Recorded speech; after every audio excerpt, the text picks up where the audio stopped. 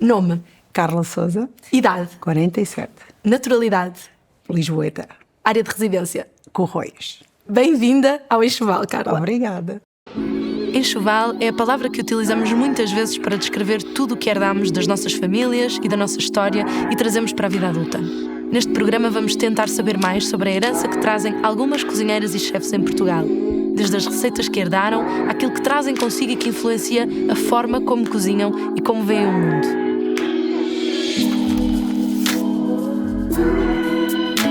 Para quem nasceu em Lisboa, em Carnaxide, tu tiveste uma vivência bastante rural para quem está num meio tão cosmopolita. Exatamente, é verdade, porque era muito campo também naquela altura, Carnaxide, Alto do Montijo, havia muito verde, muita terra, muito para explorar, portanto não é como é hoje, né? Está muito mais, obviamente, industrial e comercial, etc. Portanto, felizmente eu tive a oportunidade também de poder experienciar e vivenciar também essas memórias. Que memórias é que guardas dessa... Ai, tantas, portanto, nós vivíamos ali, tínhamos uma casa, uma espécie de uma quinta, portanto, tínhamos alguns animais, alguns, galinhas, patos, perus, ovelhas, coelhos, cabras, bodes, só não tivemos foi porcos, porque a estrutura não permitia, mas tínhamos uma vizinha lá de perto que tinha, assim, uma quinta e vendia porcos, cada vez que era necessário também, porque o meu pai sempre esteve, ok, vamos comprar um animal, vamos matá-lo, depois vamos cortar, tratar, que é para a família toda, para alimentar. Pronto, éramos uma família grande. E esses cinco irmãos, vocês eram cinco, não é? Vocês tratavam, eram vocês que tratavam dos animais também? Nós tratávamos dos animais. Tínhamos dias certos em que, por exemplo, os meus irmãos normalmente iam pastar. Vão tratar das ovelhas, das cabras, etc.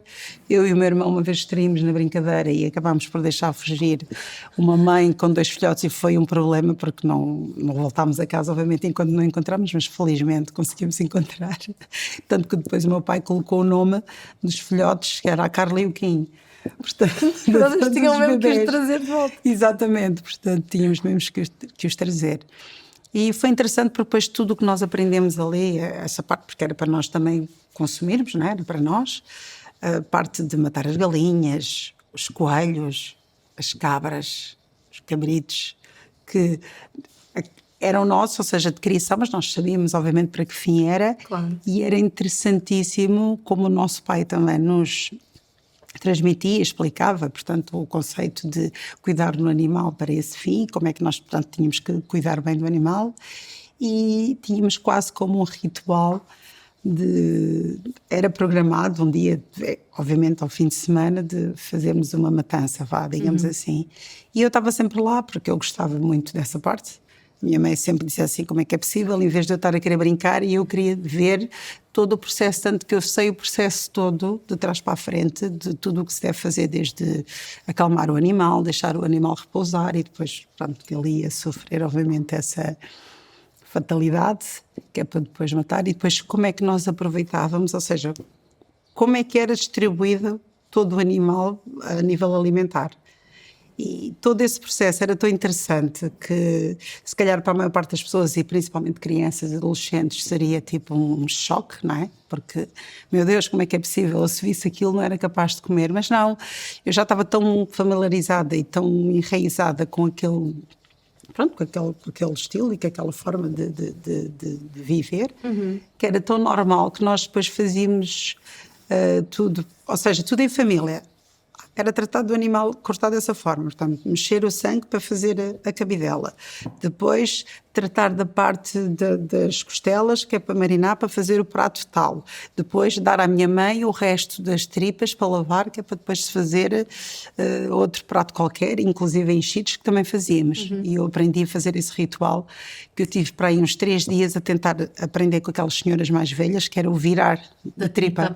Que tinha que se fazer com a boca, e a minha irmã a dizer assim, tu não vais fazer aquilo que nós, eu não consigo fazer isso, não, eu vou querer aprender a fazer aquilo, porque eu acho tão interessante, e era interessante, não era tão agradável, mas era muito interessante, ou seja, o saber fazer, eu conseguir estar sempre ao mesmo nível do que elas, e saber, e já poder sentir-me assim também um pouco mais... Não era crescida, mas pouco mais empoderada, não é? Eu sou capaz de fazer estas coisas que ninguém quer fazer. Que são as pessoas mais velhas que lá estão e eu, entretanto, estava ali, portanto, era também muito por aí. E essas experiências realmente não se aprendem em nenhuma escola de cozinha. Exatamente, não é? São vivências não. que tu trazes para o teu dia-a-dia, para o teu trabalho, para a tua Exatamente. forma de estar, de ver o mundo. Sim, exatamente. Tem um impacto gigante depois na tua cozinha, não é? Exatamente, cada pessoa, lá está, por isso é que eu digo que a parte da união e aquele interesse, o saber e o perceber tudo, acho que parte muito por aí. E na tua liderança também, na forma como Sim, lideras sim, as tuas equipas. sem dúvida.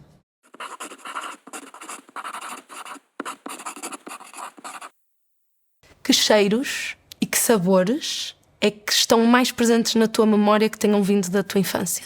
Ai, tantas, mas uma das mais proeminentes que eu tenho assim mesmo em mente é aos fins de semana, tanto o meu pai como a minha mãe, mas mais a minha mãe até, porque acordava sempre mais cedo. O meu pai, por norma, também estaria a trabalhar, porque o meu pai sempre trabalhou numa fábrica por turnos. Quando ele estava em casa ao fim de semana, era ele que fazia todas as refeições. Já lá vamos depois para explicar um pouco essa parte. Então a minha mãe, quando punha o milho, as carnes para fazer a cachupa, que é um prato tradicional de Cabo Verde, e acordávamos com aquele cheiro já inalado ali no quarto, etc. Mas era uma coisa boa. Se calhar hoje em dia, se eu fizesse isso, os meus filhos iam estar tipo... Mas no entanto é algo que eu tenho tão recorrente, mas engraçado que o meu filho mais velho há tempos disse que tinha saudades do cheiro a comida logo de manhã quando acordava, portanto Que lindo. acaba por ser... Pronto, fica. E há pratos dessa época que tu fazes agora para os teus filhos? Sim, sem dúvida, claro que sim. Nós fomos sempre habituados, os meus pais. Aliás, o que eu herdei na cozinha foi sem dúvida por parte deles, principalmente por parte do meu pai. A minha mãe sempre foi uma dona de casa excelente, cuidar dos filhos, somos 5, não era tarefa fácil, mas o meu pai também sempre foi aquele homem que, fora do comum da época, para a época, que também fazia muita coisa em casa. Portanto, ele ensinou-nos a passar a ferro, a cozinhar, principalmente, e principalmente para mim foi a inspirar. O estar na cozinha era uma regra. Eu lembro-me desde os 3, 4 anos, quando o meu pai estava na cozinha, eu arrastava sempre um banquinho e ia ficar sempre lá para ver o que é que ele estava a fazer. E ele deixava-te experimentar? Deixava, porque o que me captava realmente era o cheiro. Sempre que havia um cheiro assim muito bom, eu ia lá com o banquinho e ele dizia-me sempre: o que é que tu estás aqui a fazer? Queres mesmo saber, queres aprender ou é só atrevimento? E eu dizia: eu quero aprender.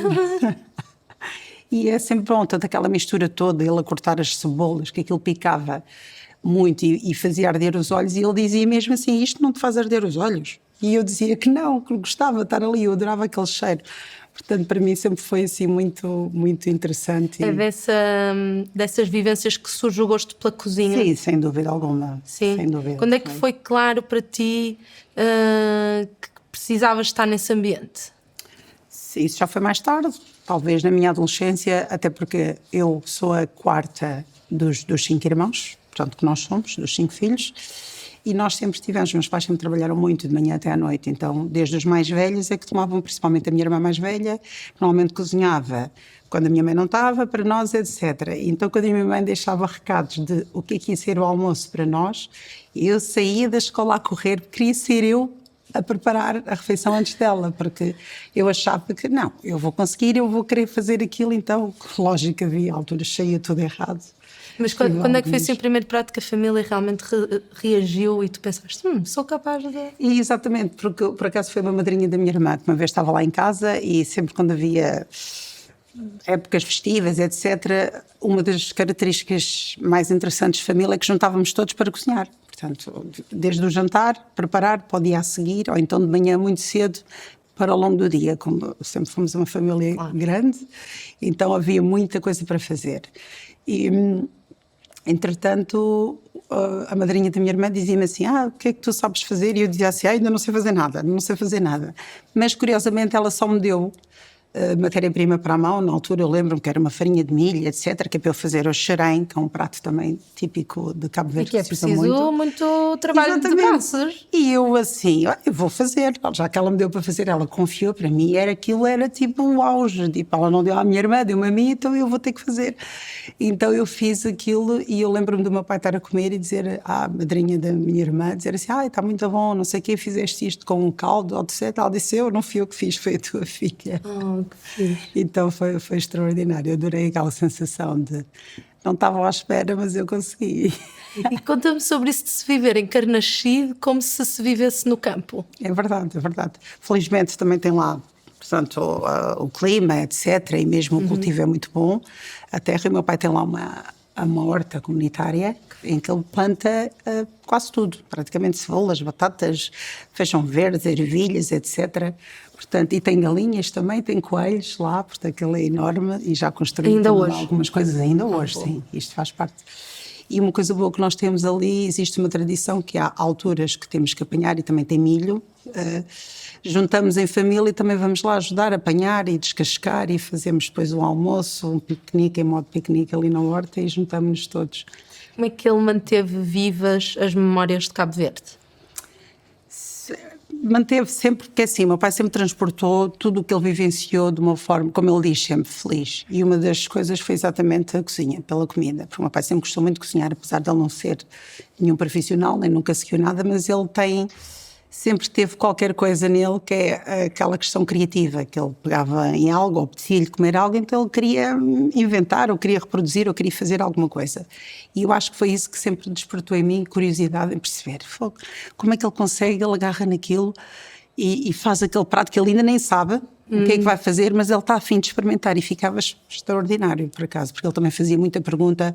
Quando nós tínhamos, por exemplo, um simples mercado perto de casa, ele falava com os vendedores e perguntava tudo, onde é que ele ia comprar aquele determinado peixe ou carne, etc., o porquê que era aquele e de onde é que vinha. Portanto, ele interessava-se muito em saber todas as origens e foi por aí que eu também peguei muito nessa questão e pensei assim, a comida não é só simplesmente nós apresentarmos um prato, há uma história por trás, há um caminho, um percurso, isso acho que foi sempre o mais interessante. E ele já era assim, portanto ele já tinha essa vivência desde Cabo Verde e sempre transportou e sempre nos educou dessa forma, a nós sempre respeitarmos, aprendermos e termos muita sensibilidade em tudo o que vamos cozinhar, etc., de uma forma muito cuidada e obviamente e tudo o que nós puséssemos na mesa nós tínhamos que realmente comer, portanto não havia cá não gosto, não quero comer, não gostas, vais aprender ou pelo menos prova e vê o que quer, mas normalmente nós não tínhamos essa questão de não gosto disto ou daquilo, porque percebíamos também o que é que estávamos a comer. Portanto, acho que era. O que é que te motivou na adolescência a ires trabalhar para um restaurante? Então, e depois vários, não é? Sim, depois surgiu também, foi um bocadinho influência da minha irmã mais velha, que também foi trabalhar numa cozinha, portanto ela acabou por ser cozinheira muito cedo. E muitas das vezes nas minhas férias da escola eu acompanhava, naquela altura até podia ser, porque eram uns restaurantes assim de bairro, e eu acompanhava às vezes e via, então começava a ter um bocadinho mais de percepção do que era trabalhar na cozinha. Uma cozinha, claro, profissional, né? Profissional. E então, aí por volta dos meus 14, talvez 14, 15 anos, eu pensei, não, é realmente isto que eu quero fazer. Toda a gente dizia assim, tu és maluca, tipo, isso não faz sentido, ninguém quer ir trabalhar numa cozinha porque quer. As pessoas normalmente iam parar a trabalhar numa cozinha porque era um trabalho mais fácil, porque era mais tranquilo. Eu dizia, não, mas eu quero trabalhar na cozinha, sempre gostei. Portanto, com todo o background, tudo o que eu já tinha adquirido desde os meus pais, etc., do que era cozinhar e o porquê e como, eu disse logo, não, é isto mesmo que eu quero fazer. Então foi quando eu, com 16 anos... Foste para a Pontinha logo? Exatamente, fui inscrever na escola de hotelaria da Pontinha, assim, na altura. E estudava também, na escola regular, na mesma. Portanto, fazias exatamente, sim, porque cursos. eu depois tinha pedido aos meus pais, eu queria muito fazer o curso de cozinha, a minha mãe dizia, então mas... Tu e queres fazer isto? Exatamente, o resto. Já pensar que, pronto, esta vai se meter aqui, qualquer coisa vai largar a escola.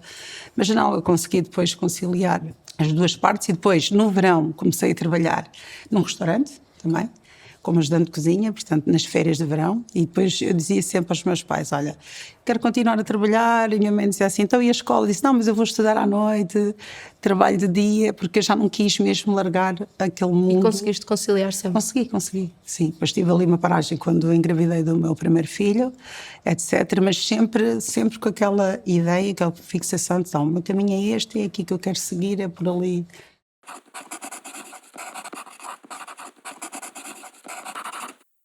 Estou a pensar nestas experiências que tiveste nestes restaurantes, nas férias, que competências é que tu guardas até hoje? Pronto, naquele tempo, o rigor, a disciplina, o compromisso, a responsabilidade era... Não quer dizer que hoje não seja, mas na altura era levado de uma forma bastante séria. E foi assim que eu também tive, e fiz o meu percurso em tudo que qualquer trabalho, qualquer projeto em que eu tive, sempre lidei com esta seriedade e com esse rigor, etc.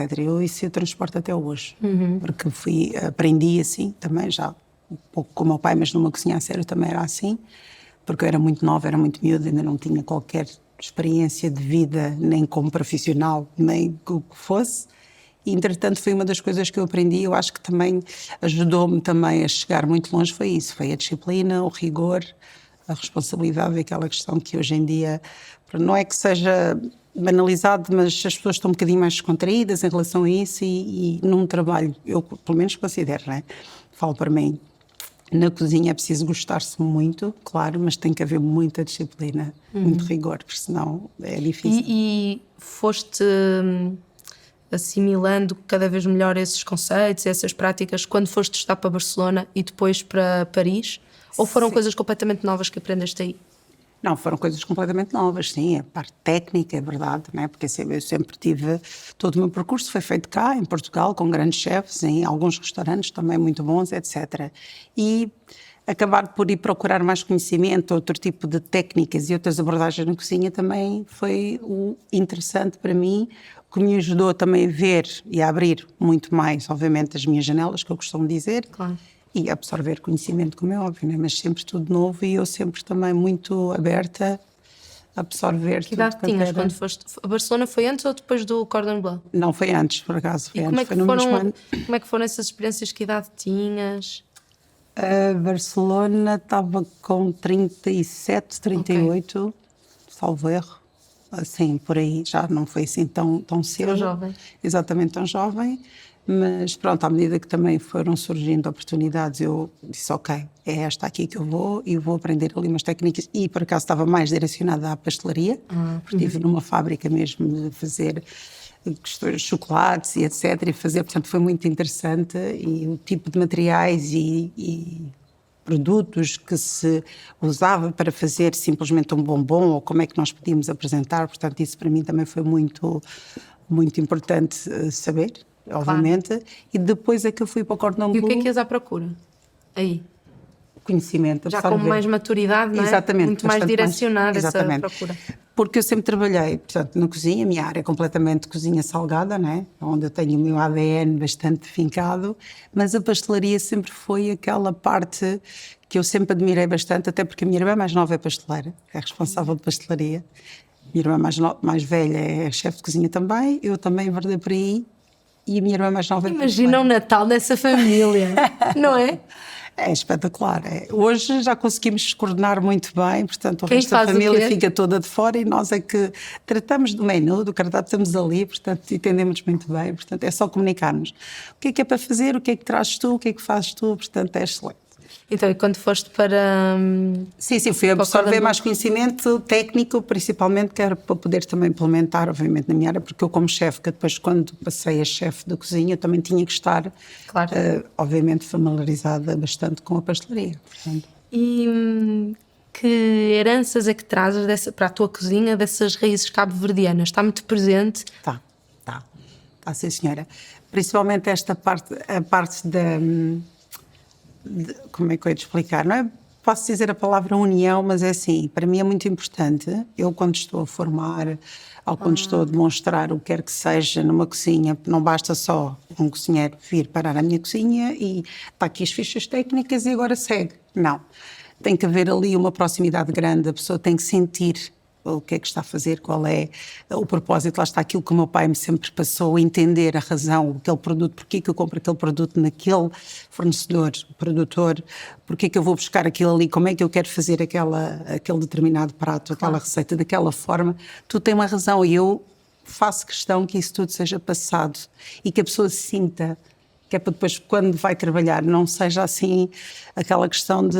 Porque, infelizmente, há muitas cozinhas e hoje em dia tudo é muito rápido, é tudo muito a acontecer, muito depressa e as pessoas às vezes nem se dão conta, estão a fazer uma receita, estão a elaborar pratos, mas nem sabem o porquê, estão a fazer porque me disseram para fazer assim. Portanto, acho que isso para mim é um bocado difícil, complicado, porque eu não quero ninguém na minha cozinha a fazer esse tipo de... Ou pelo menos exatamente dessa forma.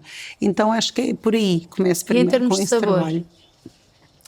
os de sabores. ingredientes. Sim, o sabor também tem que lá estar sempre. E é o que eu digo, tudo o que uma pessoa faz tem que provar. E é o que eu costumo dizer a cada cozinheira. Prova, sabe daqui. O que é que tu sentes? Porque cada pessoa tem uma maneira diferente de interpretar os sabores, não é? Por isso é que nós dizemos sempre que é difícil agradar gregos toda a e gente, sim. exatamente, gregos e troianos. Entretanto, o que é que te sabe? Sabe daqui. Consegues decifrar o que é que porias mais? Ou achas que, portanto, isso é... Mas perguntava mais no sentido de trazeres estas influências cabo-verdianas para os ingredientes, para os sabores que apresentas nos teus pratos hoje em dia. Sim, é verdade. Isso fazes ou não? Sim, faço. Uma das coisas fundamentais que sempre aprendi com os meus pais é a mistura de especiarias. Às vezes é assim, nós temos a pimenta, simplesmente, a paprika, o alho, o que é que seja. Eu lembro do meu pai fazer sempre grandes misturas, grandes pastas. Sim, sim. Com as especiarias, etc. E comprava, tínhamos uma série de especiarias, estavam todas dentro de saquinhos de plástico, pequenininhos, amarradinhos, que depois ele tirava um bocadinho de cada e ia misturando. E eu ficava assim, mas como é que ele sabe que aquilo vai resultar? Que alquimia. Como é que é possível? Mas a verdade é que ele disse que era pelo cheiro. Através do cheiro, tudo o que lhe agradava, ou seja, quando ele misturava e sentia assim, este cheiro aqui, isto aqui é bom para aquela carne. E eu não sei como é que ele fazia isso, mas a verdade é que isso resulta. Eu até hoje faço isso. Eu tenho uma vasta, portanto, na minha despensa, claro, assim, uns potinhos com os ingredientes todos, com os temperos. Sim. E continuam a estar ali todos misturados e ponho lá a mistura de... Pronto, eu ponho mistura de sal, mistura de... São Vicente, mistura de etc. Eu vou inventando porque sim. não sei dar um nome àquilo. Então E essa intuição que tu tens a escolher as especiarias, ela também se manifesta noutras áreas do teu trabalho? Sim, sem dúvida. É como eu digo, eu sou um bocadinho intuitiva no que diz respeito, quando eu olho ou sinto, obviamente, uma determinada... Porque há pratos que, obviamente, nós não podemos fugir. É aquela receita, é feita daquela forma, etc. Mas nada impede que eu lhe dê ali um toque final, alguma substância assim diferente, e às vezes digo assim, olha, experimenta por isto. Às vezes olham para mim, a sério, e eu, experimenta. Confia. E realmente aquilo resulta, portanto acho que é interessante também essa parte. E tu foste usando essa intuição também para escolher os sítios para onde foste indo estagiar, trabalhar, ou as coisas foram acontecendo Não, foram acontecendo também naturalmente, mas também por aí, por ter passado também naturalmente por esses caminhos, é que eu também fui percebendo e intuitivamente fui vendo que, ok, é mais para aqui que eu quero ir, por exemplo, ser um bocadinho mais criativa, enverdar mais para uma cozinha onde eu possa, eu própria desenvolver os meus próprios pratos e ser completamente independente. A partir daí também desses estágios e desses sítios todos que eu passei, também que me deram essa visão e essa forma esse caminho, que mostraram esse caminho que é para... Começas com um percurso clássico, Exatamente, normal, não é? super. De segunda cozinheira, depois primeira. Como é que olhas para trás, como é que vês esse teu crescimento dentro da área, nas mudanças de funções, de lugares onde foste trabalhando? Foi algo também que foi acontecendo muito naturalmente, como eu expliquei. Estou a trabalhar, naturalmente, eu quando entro numa cozinha e quando vejo o que é necessário fazer, e eu não simplesmente não entro numa cozinha e vou à procura de o que é preciso fazer, seguir uma lista ou seguir um procedimento ou etc. Não, tem que haver um pouco mais do que isso.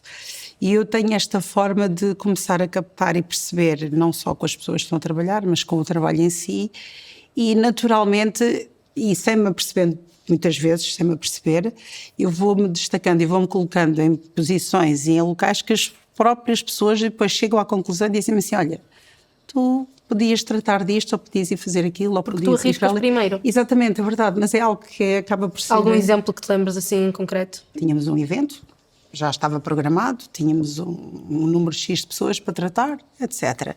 E de repente ficámos a saber que tínhamos também um evento que terá sido marcado exatamente no mesmo dia, mas houve ali um lapso de comunicação. Em simultâneo, exatamente. Ou seja, tínhamos um grupo de 500, mais 250. Pouca gente. Poucas pessoas. Ou seja, um colapso mental ali, ainda por cima, um dos grupos era completamente fora do comum, porque eram turcos, era uma embaixada da Turquia que precisava de fazer um evento com os diplomatas todos, portanto eles tinham os pratos, ou seja, tudo que estava escolhido era aquilo determinado. Então a minha primeira reação foi logo não desistir, como óbvio, e pensar assim, não, se nós temos as pessoas, temos a matéria-prima, vamos fazer.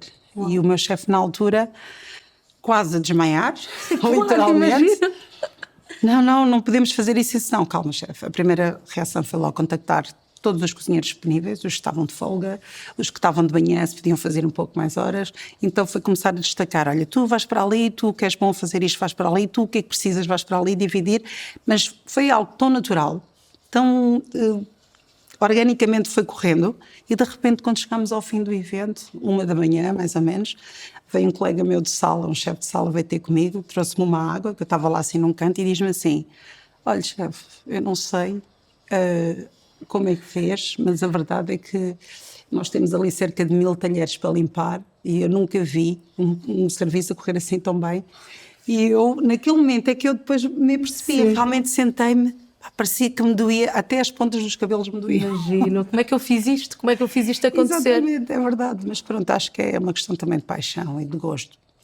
E se eu tenho um desafio, que venha ele, eu vou tentar desmembrá-lo ali de todas as maneiras e vou fazê-lo Muita acontecer. capacidade de organização também? Também, sim, muita. Muita capacidade mental de estruturar. Sim. E uma das principais características que eu acho que eu também se bastante a meu favor é o facto de eu nunca entrar em stress, não entrar em pânico, por nada, ok? Enquanto toda a gente está ali a colapsar e eu sou aquela pessoa que consigo... Não, calma, há uma solução, vamos ter que arranjar. E eu não sei qual é. Atenção. Sim, mas sabes que vai ser possível. Mas sei que vai ser possível, sim. Principalmente porque eu também olho para as pessoas e acredito muito no potencial delas. Mesmo antes delas próprias se perceberem. Eu digo assim, não, tu és capaz de fazer aquilo. Quase como quando olhas para uma especiaria consegues reconhecer o potencial que há ali, não é? Para combinar com outras coisas. Também.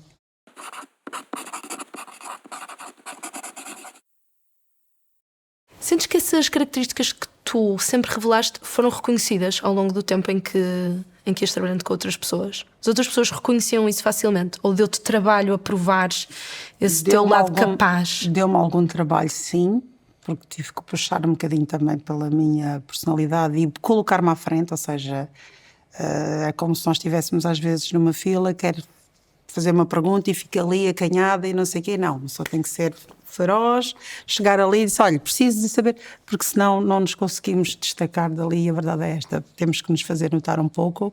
Senti que tive assim um pouco essa faceta também, essa coragem, digamos assim, que eu acho que herdei aí, sim, posso dizer que herdei da minha mãe, que minha mãe é muito fearless. Portanto, quer uma coisa, não, vocês não têm que ter receio, querem uma coisa, vão até lá. Portanto, e o que é que sentias que tinhas a teu desfavor? A meu desfavor, na altura? Sim, ao longo do teu percurso, não é? O que é que foi assim mais desafiante? Há muita gente que pergunta-me, como mulher, pronto, mulher que se destaque, uma mulher chefe, etc., que desafios é que vai encontrando ao longo do caminho, etc.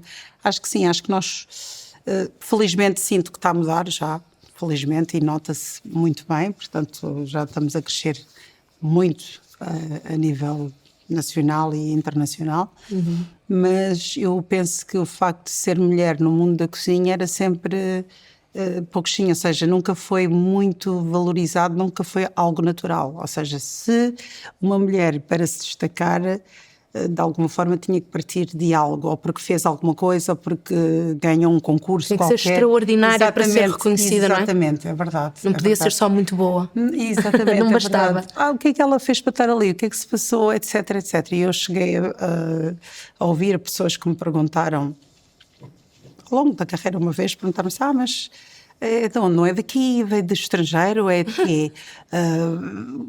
O porquê que está aqui? Sim, como é que tu conseguiste, não é? Tipo, surpresa. Assim, tipo, qual foi o maior desafio que encontrou na cozinha? Por ser mulher ou por ser negra, etc. Esse tipo, e eu ficava assim... Claro, os dois, pensar nisso, não é? Os dois, é verdade, Claro. mas... Eu prefiro destacar mais pelo que eu consegui, pela positiva, por aquilo que pelo meu trabalho, obviamente, pelo meu esforço. Embora partas de um lugar de muita desvantagem em relação aos homens e em relação às mulheres brancas, não é? Exatamente, é verdade. É verdade, portanto, acabou por ser ali nunca dei muita importância assim a essa questão, digamos assim, mais racial, porque eu acho que focaste sempre mais nos teus objetivos. Foquei-me nos meus objetivos e nunca me coloquei também num patamar diferente por causa disso mesmo, portanto, e felizmente também nunca passei assim por nenhuma situação, digamos assim. E havia também aí uma autoestima muito saudável, sim, é verdade, não é? De acreditares, muita autoconfiança. Sim, e portanto, mas acho que o maior desafio que fui encontrando, acho que foi um bocadinho por isso. Como mulher, cerca de 20 anos atrás, talvez era um bocadinho mais difícil. A mulher Para quem no teu percurso passou por tantas cozinhas chefiadas por homens, quem é que eram as tuas referências? Mulheres. Pois, exatamente, é verdade. Para achares que era possível estares ali onde Sim, estava? tanto que muitas vezes, portanto, eu quando estive à frente do restaurante, alguns hotéis já como chefe, quando me diziam assim, cumprimentos ao chefe, tínhamos uma mesa tal, cumprimentos ao chefe.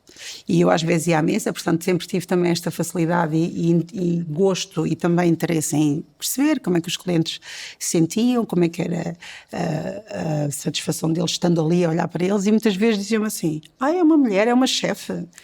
E eu acho tantas até dizer, sim, eu hoje acordei uma mulher, por acaso. Sim. Mas era impressionante como as pessoas já vinham com uma ideia pré-definida de que, pronto, quem está atrás de uma cozinha ou à frente de uma cozinha, e depois, digamos assim, uma cozinha um bocadinho mais até de fine dining, tinha que ser obrigatoriamente um homem. E foste encontrando referências de mulheres pelo caminho, mesmo que não tenham sido na cozinha? Sim, fui. Felizmente, olha, cheguei a estagiar com uma Justa Nobre, portanto, que é uma mulher, digamos, uma mulher furacão. Meio metro, mas aquela mulher, uma gigante, como costumo dizer. E eu, quando olhava para ela, quando estava lá na altura, pensava assim, espetacular, portanto, isto aqui é de uma força e ela tem uma personalidade e tem, além, obviamente, do percurso e de todo o respeito que ela conquistou pela pessoa que é, pela profissional que é, mas mesmo como pessoa sempre foi muito aguerrida e tal. Eu disse logo, eu sempre pensei nisso dessa forma, portanto, uma mulher para chegar... Ela para chegar onde chegou e do nome que já tinha, portanto a Justa Nobre na minha altura era uma referência também muito uau. E então pensei assim, não, realmente, ou seja, tem que mesmo que ser assim, ou seja, tem que ser mesmo atrevida, como a minha mãe diz, senão não vou. Também acha que tu és atrevida? Sim, acho. E tu mantens esse atrevimento ainda hoje? Sim, de uma forma um pouco mais, obviamente, mais low profile, talvez, não estou Rita, porque também já... com muitos anos, etc. E depois assim, agora também estou numa fase também um pouco diferente também da minha carreira, né? Tenho outras pessoas também que trabalhem, que estejam à frente e que estejam elas também nesse percurso do atrevimento, como eu costumo dizer, portanto o destaque agora acaba por ir sempre para essas pessoas, não é? Foi essa vontade também de dares palco a outras pessoas e outras mulheres que fez com que quisesses trabalhar com a tua irmã? Sim, também. Foi quando estavas no Rio de Prata? Sim, exatamente. Até porque também a parte mais de pastelaria também era um bocadinho mais ofuscada, porque os chefes, os grandes chefes, ou todas as referências que nós tínhamos a nível nacional, de um chefe era sempre o chefe de cozinha, salgado, etc. A pastelaria era um pouco mais, havia sempre grandes trabalhos, etc. Davam por trás, mas o que daria mesmo destaque era sempre os chefes e não os chefes pasteleiros. Portanto, nunca foi desassociado, ou seja, felizmente agora já temos... concursos e já temos nomes com bastante destaque a nível de pastelaria, mas ainda por cima mulheres, lá está, que a minha irmã, que eu achava que ela também tinha que passar um pouco por isso, como eu também passei na altura, também se destacar um pouco e achava que era muito interessante. E a ideia também é histórica, as pessoas achavam-se duas irmãs a trabalharem juntas, uma na cozinha, outra na pastelaria, portanto sempre tivemos a mesma educação. Portanto, foi interessante. Que fixe. Devia ser uma paz trabalhar nessa cozinha com tanta estrutura, método, criatividade, não é? Conhecemos muito bem também, já sabemos bem. Temos aquele mesmo rigor, aquela disciplina, lá está, ela também. Apesar dela ter puxado mais a parte da minha mãe, que a minha mãe sempre foi mais doces, pronto. E, exatamente. Então, portanto, era fácil, acabava por ser fácil e curiosamente todas as pessoas que trabalhavam connosco diziam mesmo, vocês são mesmo irmãs. Vocês são incrivelmente irmãs. Porque há pessoas, pronto, conseguem despachar, mas eles já conseguiam saber exatamente como é que haviam de trabalhar. Portanto, olha as manas Sousa. Pronto, ok. Pronto. E eu e ela, a comunicação era muito interessante porque eu na parte criativa da cozinha salgada, quando queríamos elaborar simplesmente um menu, quando eu começava a falar com ela sobre o que queria, porque é importantíssimo que a sobremesa combine e que dê continuidade também ao menu, porque é a entrada, prato principal, depois a sobremesa tem que tudo conjugar ali. E era impressionante a forma como eu estava a começar a falar do que ingredientes usar e ela terminava logo a dizer assim, ok, vou fazer isto e aquilo tudo, e quando fazíamos a prova, nós próprios ficávamos assim, espetacular, parece que já estamos a trabalhar nisto há imenso tempo. Portanto, sempre foi muito fácil. Agora já não estão a trabalhar juntas? Não. Foi fácil essa separação depois? Não, foi porque nós, assim, já trabalhamos juntas em 2 momentos. Foi há uns anos atrás, há cerca de 10 anos atrás, e agora, há 2 anos atrás, também voltámos a trabalhar. Mas pronto, sempre fomos independentes, independentemente das nossas vidas estarem mais próximas ou não profissionais, mas sempre fomos muito independentes com a nossa carreira e com a nossa... Pois 3 irmãs dentro de uma cozinha, cada uma a fazer o seu percurso, não é? Sim, é verdade. E como é que está a correr agora esta fase profissional? Com esta maturidade, a liderar uma equipa, sim. várias? Sim, é verdade. Neste caso 2, portanto são 2 unidades, portanto corre bem. Eu sinto que neste momento agora estou naquela fase de implementar, ou seja, tudo o que eu aprendi, todos os caminhos que percorri, tento ajudar a que o caminho das pessoas que estão comigo seja também, não seja tão penoso, que não seja tão difícil, tentar mostrar-lhes que o mundo da cozinha não é aquela coisa pesada, aquela coisa chata em que toda a gente dizia trabalhar numa cozinha são 16 horas, é sem folgas, é isto e aquilo. Não é isso. Há felicidade, obviamente. É possível, não é? É possível, exatamente. E é possível também conseguimos ter uma carreira, sim, consolidada, mas também conseguimos ter uma vida pessoal, portanto. Tu foste conseguindo ao longo do tempo conciliar, ou isso veio mais tarde? Esse equilíbrio entre a vida profissional e familiar? Confesso que foi difícil. Assim, eu tenho 3 filhos, portanto não é fácil, não é? Felizmente também tenho uma boa estrutura familiar que sempre me apoiou nesse sentido. Não foi fácil, mas era possível sim, porque nós temos os nossos objetivos bem cientes. E o facto de termos também a estrutura familiar ajuda-nos bastante a que o caminho seja, ok, eu quero trabalhar aqui e estou a trabalhar aqui e nisto porque... não só pelo exemplo que temos a dar, ou porque temos aquela finalidade, aquele objetivo, mas temos ali uma força extra que também nos dá. Portanto, 3 rapazes que eu tenho em casa e também nunca foi fácil, porque eu também fazia assim, sempre quando eu fazia um prato em casa, que eu conseguisse agradar aos meus 3 filhos de igual forma, era um top seller, já sabia disso logo. Este prato de certeza absoluta e apontavas, tipo, para não te esquecer? Apontava, mas isso é mesmo a sério, porque eles são tão diferentes e têm gostos tão diferentes e era tão difícil conseguir com que os 3 gostassem e conseguissem saborear, etc. Então, quando eles, no final da refeição, diziam Chefe Carla, a melhor chefe, e eles já diziam isso antes de eu ser chefe. Oh, que lindo. Mas eras a chefe ali na casa deles, exatamente, não é? Portanto, eu achava isso curioso. Estás também a construir memórias para os teus filhos, como os teus pais construíram para ti, não é? Sim, também. E a questão das receitas também, eles às vezes queriam comer um determinado prato, por exemplo, ao fim de semana, quando eu tinha tempo, estava em casa, era completamente dedicado também o tempo, que era pouco, mas era muito bem aproveitado. Então, o que é que querem comer? E eles diziam, quero isto e aquilo. Então, pronto, vamos fazer. Não é eu vou fazer, é vamos fazer. Portanto, e a tua neta já come? Já. Ela própria já diz às vezes, eu quero comer as batatas da avó Carla. Eu quero comer... Ela já disse, inclusive, que quer ser cozinheira. E eu disse assim... Mais uma na família, também já tínhamos poucas, não é? Exatamente, mas acho curioso. Não, mas ela está, aquele envolvimento, acho que é muito importante. Mesmo para crianças e outras pessoas, porque às vezes não têm noção, a maior parte das pessoas, quando às vezes estamos a falar de comida, as pessoas que não estão, obviamente, ligadas à área de cozinha, a cozinha é sempre um bicho, é uma coisa assim, tipo um bocado medonha, assim, não, eu só sirvo para comer. Cozinhar nem pensar, porque idealizam sempre que é uma coisa muito difícil, muito complexa, e depois, ter que seguir receitas, etc, isso é uma chatice. E eu gosto muito dessa parte da transformação, que às vezes eu explicando ou mostrando às pessoas que um prato tão simples é feito em 20 minutos ou 30 e as pessoas ficam assim realmente... A sério? Olha, eu pensava que era mais complicado, etc. E o que é que achas que distingue ou define a tua cozinha? O que é que distingue, o que é que define a minha cozinha? Ou não cozinha em geral? A tua cozinha, a tua comida, não é? A tua forma de estar na cozinha, de cozinhar. Olha, sem dúvida alguma, uma das características fundamentais é a paciência. Okay. É a paciência que eu tenho e a paciência que eu também acabo por trabalhar com todos os profissionais e não profissionais, tanto também que trabalham comigo, é que tudo é possível. Se elas gostarem realmente de fazer, elas vão conseguir fazer. Eu já trabalhei com pessoas que não eram da área de cozinha, mas depois acabaram por demonstrar grande potencial e hoje trabalham em cozinha e que, se gostarem realmente, eu acho que, tendo paciência, porque o gosto e a vontade, se já lá estiverem, tudo se torna mais fazível. E em relação ao sabor, o que é que achas que identifica bem? Isto foi um prato da Carla. Lá está, eu acho que é a mistura mesmo de condimentos. É assim, o que é que isto levou?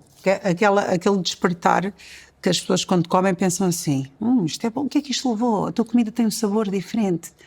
O que é que puseste aqui? Ou como é que fizeste isto? Eu acho que é por aí um bocadinho. A primeira, simplesmente uma carne, que eu posso fazer uma carne grelhada, digamos assim. As pessoas normalmente vão comer e estão à espera de sentir sempre aquele sabor, mas às vezes basta um condimento diferente ou eu ser temperado com uma coisa diferente, já vão logo questionar. E essa questão que eu gosto de arrancar, digamos, das pessoas é essa, é surpreendê-las nesse sentido.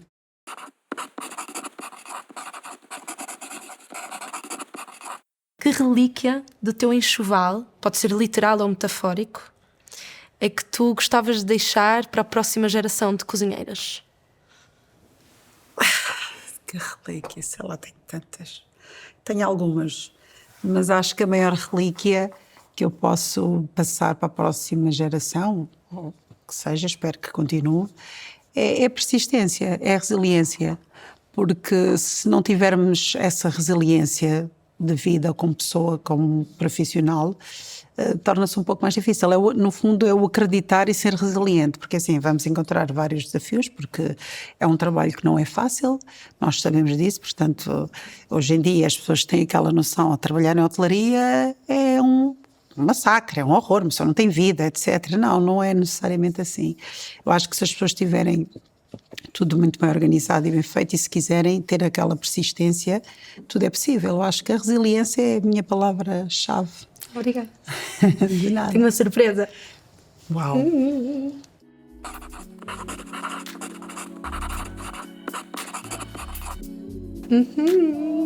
Temos aqui uma pequenina surpresa para uma degustação. A Castelões está connosco, não é? Para já é o rei dos queijos curados desde 1989.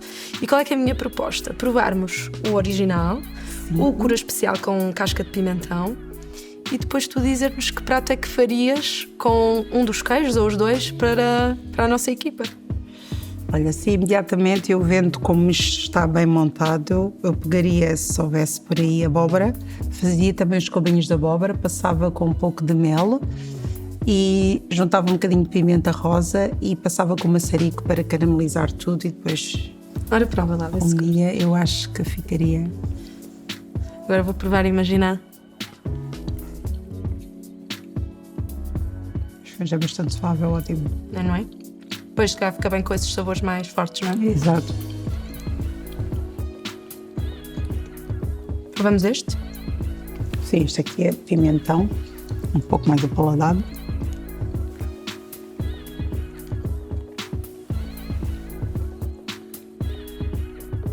Eu adoro a textura. Um bocadinho mais denso. E um queijo que está há tantos anos em Portugal faz mesmo parte também das nossas memórias afetivas do nosso enxoval, do paladar do nosso enxoval, não é? Sim, é verdade. Uma mesa que não era uma mesa se não tivesse um queijo, não é? É verdade. Obrigada. Obrigada mesmo por teres vindo até aqui. Foi mesmo muito bom conhecer-te. Espero que as pessoas tenham ficado também muito curiosas em saber mais sobre o teu trabalho e que te visitem. Eu estou morta de curiosidade por provar a tua comida.